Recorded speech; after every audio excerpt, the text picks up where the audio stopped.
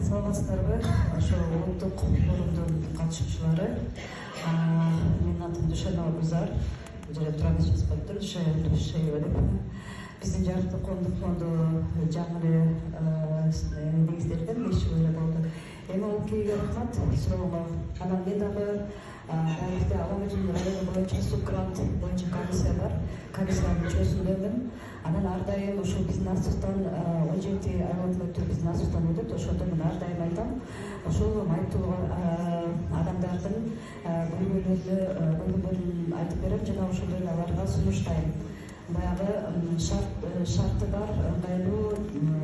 Мисалы үчүн жакында Арашан айыл өкмөтү бизге кайрылды, деген балдар аянтчасын салып. Ошол балдар аянтчасын мен сурадым, ыңгайлаштырган аттуу бар балдарга десем, алар ошол шарттардын баарын карап салып атабыз деп айтышты. Ошол андан тышкары деле жергиликтүү кеңешке айтыбыз байланыштабыз. Анан жана коллегалардын шарттар боюнча ыңгайлаштырылган шарттар боюнча айтып кетсем, биз чүй областы боюнча чүй областы билесиздер, Жалал-Абад жана Ош региондорунан кийинки чоң регион. Бул жакта 35 000 майыптуу адамдар бар.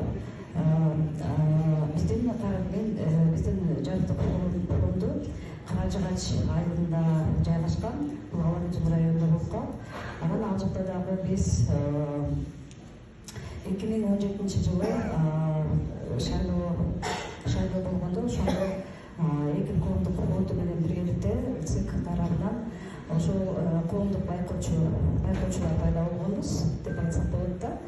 Ошондо 8 майыптуу бар адам ушу коомдук байкоочу болгонбуз арканда үмүттөргө.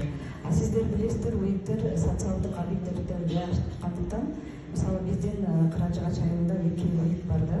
2 уют бар, бирөөсү мектепте, бирөөсү маданият үйүндө жайгашкан.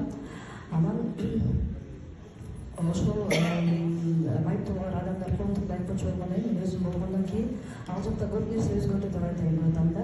Азыр бул сөзүмдүн төркүнү мындай: коом баары үчүн деп мен жанатан бери өзүмө чакырып ушундай ураанып жатат.